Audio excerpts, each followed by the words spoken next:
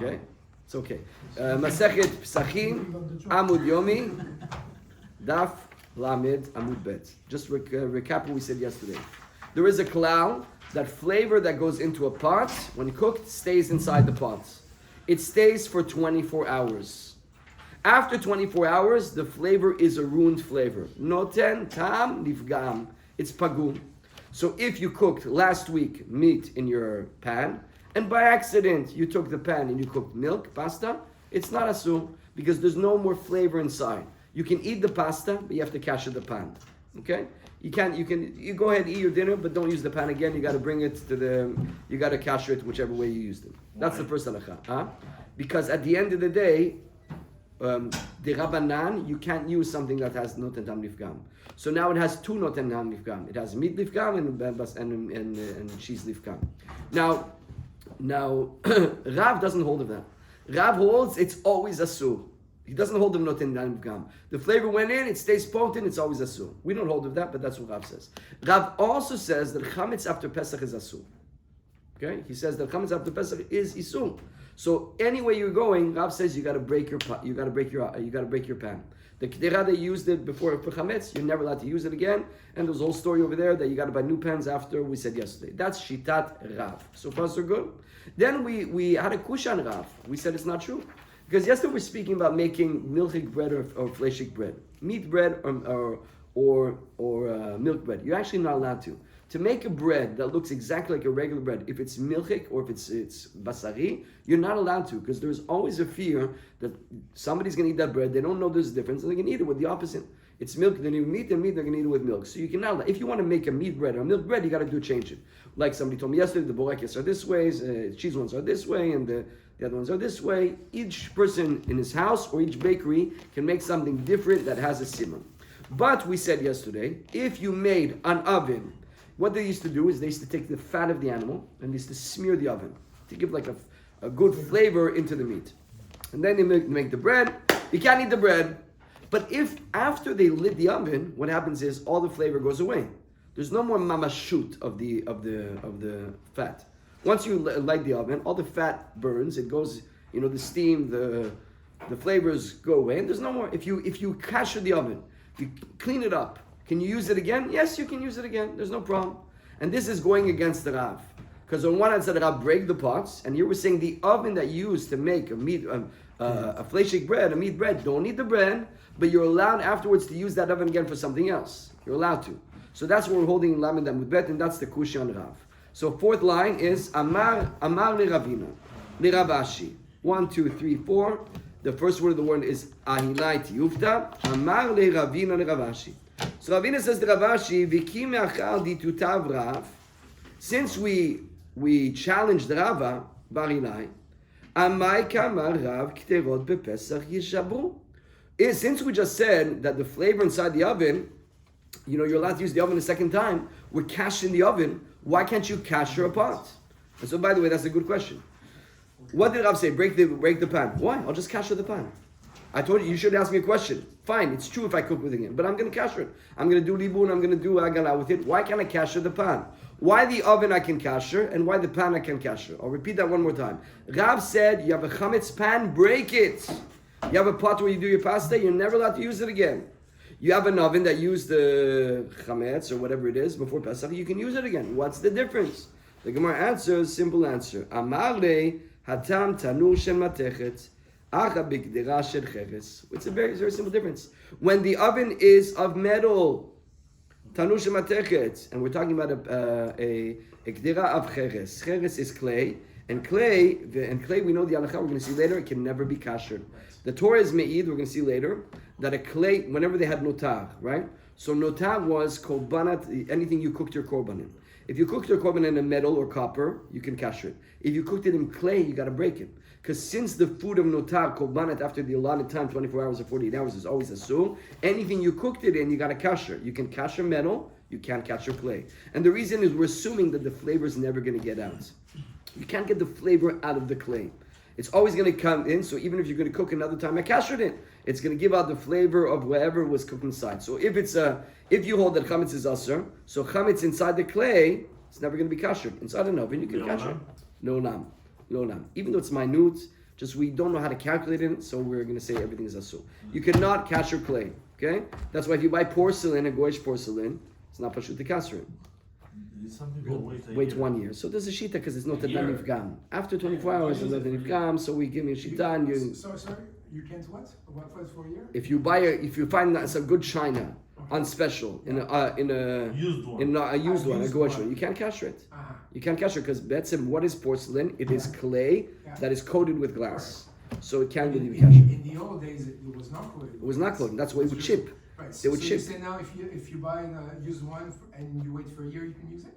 No, there's an opinion like that. We only use that opinion when it's very, very expensive things and balchuva or also kitchen that has thousands and thousands of plates. exactly. Oh, they buy like a used one sometimes. Okay. We try not to use that heter, even though there is a heter. But we're not going to get into it right now. We're talking that the oven is metal, you can kasher it, and the clay you can kasher it. Another answer. Some say no, they're both cheres. They are both clay. And why can you not kasher a pot and you can kasher an oven? It's a very simple answer. One is you light it up on the inside, and one is you light it up on the outside. How do you cook with an oven? You put the coals inside, the fire is inside, so it's kashering the whole inside of the oven. Whereas the pan itself, you put the fire on the outside. So clay, according to this opinion, first opinion is clay can never be kashered. Second opinion, clay could be kashered, but the only way you can be kashered if you put the coals on the inside. If it's fired up from the outside, it's not enough. You cooked inside, you got to kasher from the inside. And how do you cook from the outside? Because what happens is you put the food on the inside, you make a mufleta, okay? You make a mufleta, you're making a pancake. The pancake is on the inside and the fire's on the outside. It's not enough to kasher it. Since the flavor went in from the inside, you got to kasher on the inside. So kasher on the inside. We can't kasher on the inside, we'll see why. So metal, an oven, you kasher from the inside. Whereas a pan, you kasher from the outside. From the outside, it doesn't work. From the inside, it works. That's what the Gemara is saying. So do it on the inside. Take your coals, put them on the inside, and kasher the pan from the inside. The Gemara says, you're scared to break it. If you take a little thin pan, a little plate, you're scared. A pottery one, you're going to put coals on the inside, it's going to break. Anyways, you're going to break it. If you're saying it's not kosher, you're going to break it anyways. Great Might question. as well try. Great question. But the thing is, you're going to try, since you're trying to save it, you're going to do it in a way that you're not going to catch it good enough. You're not going to leave the fire as long as you should. Okay? Hirkach, therefore, hai buchya hesikan mi bachutzu. Vasu bimanya gumbre shabirdami. Now there was one type of bowl, one type of thing that used to cook in, which was clay, but it's very thick. What we're talking about, a pan is like a very thin one. But if you have a thick, strong buchnya, therefore the way we cook is on the inside, so it's not. But that you can put the coals on the inside. So it's like a little bit of an oven. It's strong like an oven, even though it's not surrounded the whole walls. There's no roof and there's no sides. It's half circle, but still, since it's strong enough, you could put the coals on the inside and you could capture it. So far, so good. The Gemara says, Amar Rabbeinu Ravashi. Rabbeinu Ravashi, Hanes sakine bepisra ech yavdinan. What do we do with knives that use chametz? What do you do with a knife, a chametz knife? What do you do, Ravashi? By the way, Ravashi was rich. What do we know? Huh? We didn't answer. David, in the old days, the utensil used to be also wood. Right. So are we talking about a metal knife here? Or we're talking about Rich people have knives. No, I understand, but I'm talking about the majority of people have Metal knives. No, they didn't use wood knives. They used wood cutlery and plates and bowls, but a knife was always meant. Everybody would buy that one metal knife. Now, what do you mean you got it? We answered. No, we did. Okay, the Gemara is saying, you want me to repeat it? No. Okay. The Gemara says, Amani Rabina le Ravashi, Hani sakine bepisra ech yavdinan. What do you do with knives on Pesach? Amari didi hadata kavdinan. I get new ones. Amari tinach ma'ar defshar. Good for you, you're rich. Good for you, Ravashi. Ravashi was rich. Rabbeinu brings it also into Asamech. De lo efshar lehmai. What do you want a guy to do that he doesn't have money? A guy that doesn't have money, what do you want him to do? Amali ana ke'en chadata kamina. I didn't say you get a new knife. I say you. It's like a new knife. I kasher them. I kasher the knives. Doesn't mean you have to go buy a new knife. Kasher it. How do we do that? Katayu betina. So I take, now it was that the handle of the knife was made of wood. And the metal, and the knife itself was made of metal. So the handle was made of wood and the knife was made of metal. What do? I wrap the handle with Betina, I take some like mud, I take something, and I cover it up so it shouldn't get burned by the fire. Uparzilayu benura, and I take the metal and I put it in fire. So I take the metal and I steam it, like I blowtorch it. So the metal of the knife, I blowtorch it, it's called libun. And the handle I cover it that shouldn't get ruined by the fire. So I make it that the fire is not going to touch the wood handle, so I cover it beforehand. And then benura,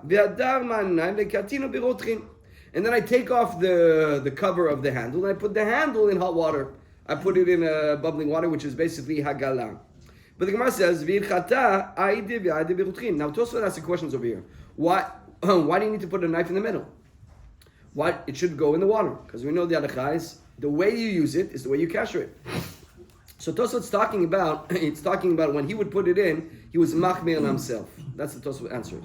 Why was he machmir on himself? Meaning.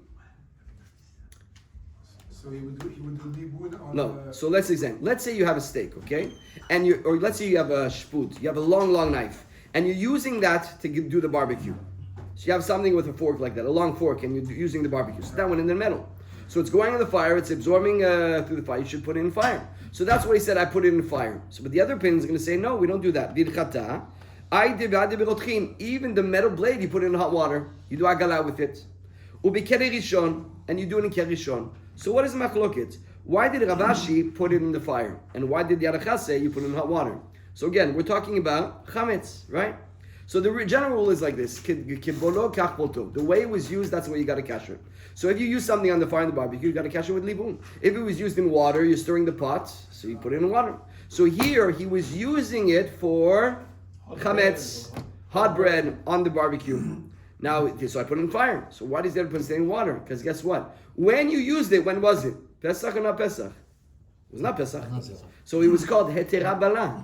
So there's a special halakha which Tosfos says over here. Since you're absorbing it during a time where it's kosher, so you don't need to be so machmir to kasher it.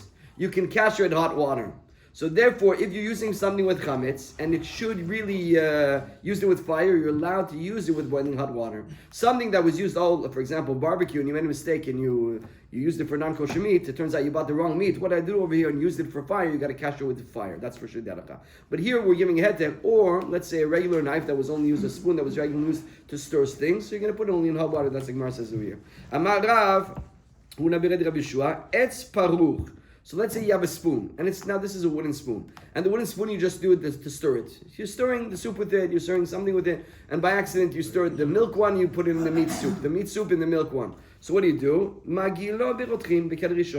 Since it's on the fire, you're stirring it on the fire, so you gotta put it on the fire, and you gotta put it in. The way you used it is the way you gotta kasher it, that's all. That's a big rule in Hilchot Kashrut. The way that you kasher, the way that you use it is the way you gotta kasher it. So you can do this also for wood? Yeah, you can kasher wood over here in hot water. Now you can't put it in fire; it's gonna burn. But if you use it, you can take a wood spoon and stir a hot soup. So wood is like a cheres that it absorbs?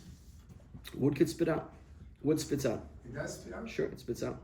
That's what we're saying over here. Now put in the fire, you can. That's what it seems to say. The Gemara says, so they asked the question from Amema. So something was called kunya. Kunya was clay, but it was coated with lead. Okay? So they coated with lead, with metal. So it's with lead metal. So they coat it. So now what's the question over here? Does it absorb or does it not absorb? That's our question. By the way, that's our same question with porcelain. We coat it with glass. So does it absorb? Doesn't absorb? Maybe it's kosher. Because us for Sfaradim, don't forget, the glass is kosher. Correct. Glass, according to us, does not absorb. So the question is, what do we do with porcelain? Well, we're posking that porcelain does absorb because the coating is so small that we're saying that's negligible, and the food could actually go inside. And then we're going to see the same thing over here, the same thing. So we have this lead that we cover clay with it. The question is, are we allowed to use it or not allowed to use it? The question is, are we allowed to kasher the outside and assume that it's kosher? So the Gemara answers. The Gemara says, Yeruka lo tiba. So they had sometimes some green clay. And that green clay, which is like also partly salt, it says over here in Rashi, that it was very, very porous and it would absorb even through the lead, no questions asked. The green one was not valid. We're talking about a black one and a white one. The black clay and the white clay does that absorb even through the metal of the lead? Yes or no? My. When it has indents and has little cracks, for sure we're not talking about that. Those cracks, first you're going to go through. When we're asking the V'day Asirit, it's talking about when it's smooth. When it's completely smooth and the lead is really fully surrounding the clay, what's the anacha?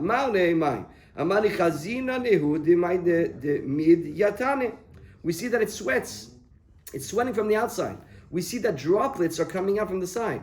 So it's true, you cook it over here, you're cooking it inside, but we see that the thing is sweating, so liquid's coming out. Where's it coming from? It must be, if it's coming out from the bottom, coming out from the side, it must be that it's absorbing through the lead, so we can't use it. We see that even though there is lead, it's still absorbing. That's the reason, this is the source why we say that porcelain is usher. Alma bale ve'asire. Like we said before, that the Torah testifies that when it comes to kericheres, it never goes out. The kericheres always is spitting out the flavor, so you can't use it. You use for chametz before Pesach, you can't use it on Pesach.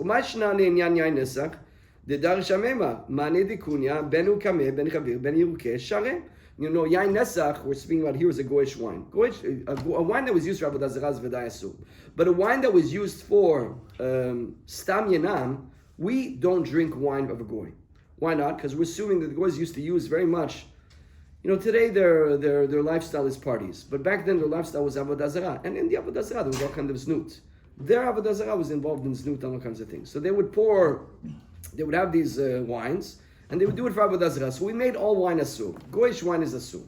So now a regular goyish wine that there's no reason to think that it was absorbed, are you allowed to use this kunya? So now you have goyish wine that was in this clay cup that was coated with lead. It says the alcha, you're allowed to use it. You're allowed to. So the goy used it in his wine. You went to a place where they serve goyim wine. And you have by the way, you could go do that as well. You go and you use a glass cup. You're allowed to use a glass cup in a goyish place. Without cashew Yes. Without cashew rice in the... Ikaradin, glass does not absorb. No, I'm not talking glass. I'm talking about the Yes. Yes, that's what we're saying. If a goy had his wine, goy, they're serving wine, and they have a cup, and this cup is the clay cup coated with lead. Yes. And they pour the goy wine, and then you can use it also for your wine. You're allowed to. Why? So how about a cup? Today, So let's see what the Gemara says, and you understand from there. Vikitema, so what's the difference? Kitema de Rabbanan, Vikitema de Takun de Rabbanan. Vikitema Yain Neser de Rabbanan, Chametz Doraita. Maybe you're going to say it's the Rabbanan Doraita. Yain Neser, what I just told you, is only the Rabbanan. Unless it's used for avodah zarah, which we're not talking about. So chametz doraita is the rabbanan. That's the answer. No. The Gemara says, "Kol tikun de rabbanan ken doraita tikun." Whenever we put gzeira de rabbanan that is based on something doraita, we put the same halachot to keep it standard. Okay. So the Gemara answers, "Amar lezeh tashmishnu ad lechamim v'zeh tashmishnu ad sonen." Very simple. That's used with hot. This is used with cold. Chametz, you use it hot. A pan, use it hot. An oven, use it hot. The flavor goes inside. Cold never absorbs. The only way that flavor is going to get into a cup is cold. So does that apply to wood as well? Wood is a little bit more different because it goes into the cracks. Okay. So why can we kosherize wood? That's my question. If you send zoom in the cracks and it's staying in there. Because when I put it in hot water, it gets everything out.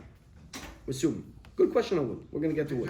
But good question. For the whiskeys. Yes, it might be. I might be wrong. Don't use this as shur halacha. I don't have it fresh in my mind for wood. Okay. But I want to tell you one thing we're talking about over here is that the cup of wine that's used for the goy, if it's always used cold, there's no problem.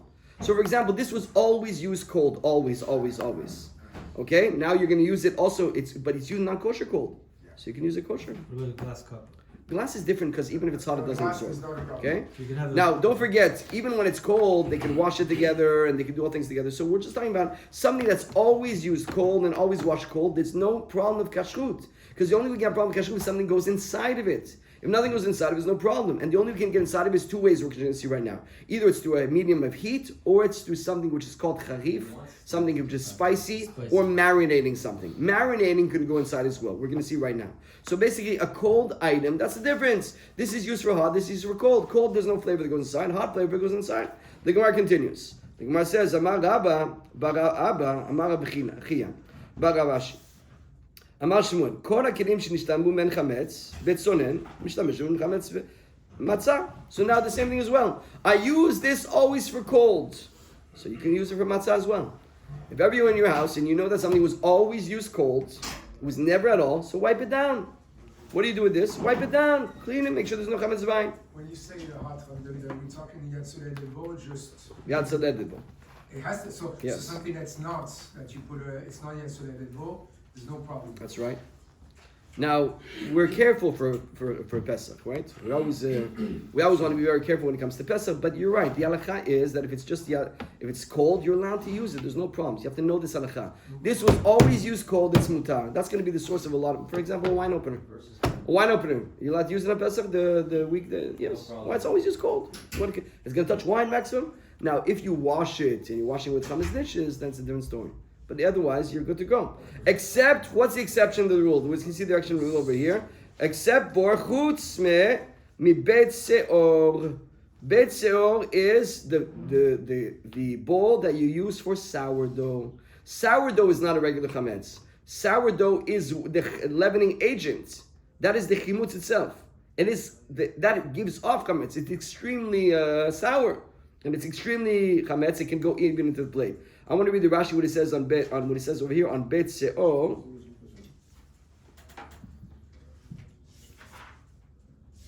Sometimes she leaves it overnight over there, and she's leaving it over there. You know, the sourdough, you got to let it stay a long time. Overnight. So overnight, it's going to be a problem. It might be marinated over there. You get into issues.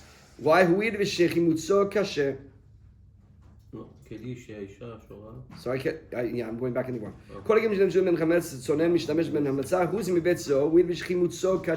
It is extreme chametz over there. They used to have a vinegar dip with all kinds of chametz inside. They used to put like flour inside and vinegar, and it's very, very potent, very pungent. And they would dip things inside, so like a vinegar dip over there. So that as well. Since the chametz it's staying overnight and it's with something charif, that could go into the plate as well. You can't use it afterwards. Shechemutzo kashe.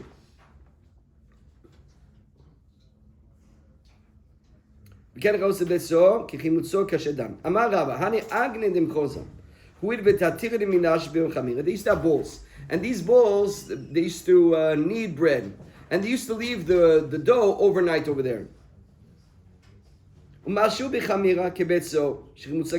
they're leaving it overnight and they're always kneading them there, so a kneading bowl you can't say I use it in cold. There's too much chametz over there; it's staying overnight. That's going to be a problem. You can't use it for cold afterwards. And the Gemara says, "Pshita, isn't that obvious? We just learned that anything that stays overnight, anything that's chimutzo kashe, chametz is really there. You can't use it afterwards for Pesach.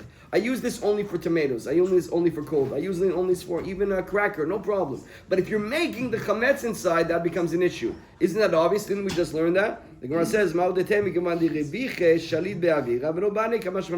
might not think it's the other ones are small. You know, like a little opening, and we put the chametz inside, it's absorbed inside. This is open. It's wide, and it's a big bowl that we're kneading the dough. So you might think, since it's open, there's a lot of air, the chametz is not going to go inside the bowl. That's the reason why we had to reiterate it. So the bottom line is, anything that was used with cold, even if it was used chametz, you can use it in chametz, you can use it with Pesach, even though we're machmir, right? We're scared of a crumb, we're scared of something, we're scared of a crack. And anything that is cold, but it's chimusok kasher, you can't use it on Pesach. I want to do one more little thing over here. The Mishnah says, Nochi shidvat Yisrael and chametzon. So a goy lent money to a Jew, and he took from his collateral chametz. And the Rashi explains that the collateral went into the house of the goy. So a goy comes to God and he says, listen, God, he's going to lend you $1,000, and you give him your whiskey. So he's holding onto your whiskey, your neighbor. Comes achar Pesach, the chametz after Pesach is mutar to be used, because since he had it in his house and it was a collateral, and if you don't pay, he owns the chametz, so therefore it's not your chametz. And the opposite is also true. But if a Jew lent money to a goy and he got collateral chametz and he went into the house of the Jew, so now the same thing is true. You gave him money, you got the chametz. If he doesn't pay you, you own the chametz. So after Pesach, that chametz is asu. It's like it's yours from the get-go. One more small thing. Idmar ban chov Abaye amar lemafreya hu goveh v'Rav amar mikar leba hu goveh. Speaking about loans, So let's say Shaul has to pay me money on the first of Cheshvan. Okay. Now I lent him today, but I got the first of Cheshvan. When I collect my money, is it considered that I collected it today, or is I collected it? Is like the money in my possession now? He's going to pay me for sure first of Cheshvan. I lent him today money, I'm getting it first. Is it like that the money, when I get it back, it was mine from day one, or is it like his from day one? We're going to see the nafkami in a second. What does it make a difference? So one says, Abai says nemafreya. It's like mine from day one. So today is the first of Elul, for example. It's like my money, even though it's in Shaul's possession for 2 months, it's my money from day one. And Rabba says no, it's only considered my money from the first of Elul. I just want to go a little further. 2 lines, really, it's very quick. So now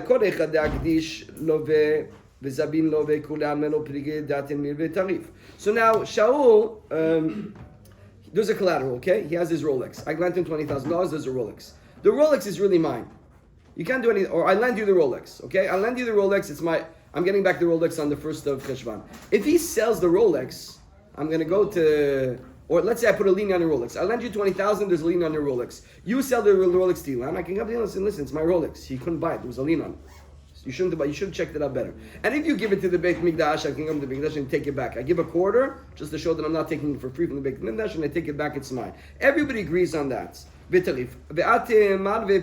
could also go and take it back from you. I can go to the Beit Mikdash, give a dinar, get it back. The is here.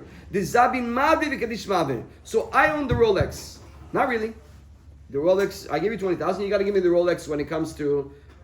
You could give me back 20,000, or you give me the Rolex. You're holding the Rolex. Exactly. No. I lend you. Exactly. I lend you 20,000. I got the Rolex over here. Okay. Now, if I give the Rolex to the Beit Mikdash, I say, you know what? I have a Mochin Diganu. I'm giving it to Beit Mikdash. In the meantime, what's the halacha? So when we said Abai Amar Lemafreya Hu Goveh. Since you didn't pay me on Aleph Cheshvan, it was like mine. So that's what the machlok. Abai says it's like mine from day one, and therefore it's owned by me. I can't change my mind. One more line. I can't change my mind. I want it back. It was not true. Too bad. Since he didn't pay you, it's like yours from the Aleph. Because he didn't. Yeah. Since he didn't pay you, it's like yours from Aleph. You cannot do that before he pays you. Before he comes to term. Yes, that's all. That's the whole thing. Listen well. On Aleph Elul, I lend you 20,000. You give me a Rolex. On the 15th of Elul, I come, and you're supposed to pay me back out of Cheshvan 2 months later. I come to the Beit Mikdash, I give it to the Beit Mikdash on the 15th of Elul. Comes out of Cheshvan, you pay me. If you pay me, you get the watch back. Yes. But if you don't pay me, what happens? Yes. And now it's mine. Can I go to the Beit Mikdash and say, you know what? I changed my mind. So Abai says no. It's like it's mine from Aleph Elul. Exactly. But Rabba says, Rabba says no. It's like I collect from Elul. So since Shaul, if you would have money, you would pay me on Aleph Cheshvan. So therefore, it's not really mine because you couldn't get it back. So therefore, it's not. Therefore, it was never mine to give it to the Beit Mikdash. It's only mine on the first of Cheshvan, and therefore I can take it back from the Beit Mikdash. Machloket Abai and Rava. Zakabo.